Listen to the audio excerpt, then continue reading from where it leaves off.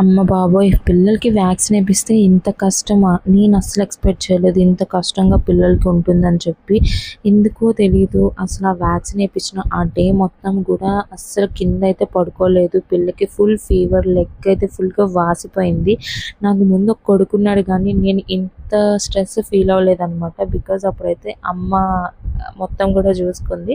But ఇప్పుడేంటంటే ఒకళ్ళు కాకపోతే ఒకళ్ళనైనా చూసుకోవాలి కదా నేను అని చెప్పి నా కూతుర్ని మాత్రం ఏ టు జెడ్ మొత్తం కూడా నేనే చూసుకుంటున్నా.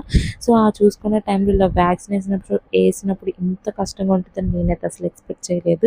వ్యాక్సిన్ ఏపిచ్చిన డే మొత్తం కూడా తను అసలు ఎత్తుకునే ఉన్నాననమాట. కిందైతే పడుకోలేదు. పడుకుంది ఒక 5 మినిట్స్ కిందేసాననమాట. కొంచెం చెయ్యి లాగేస్తుందని చెప్పి.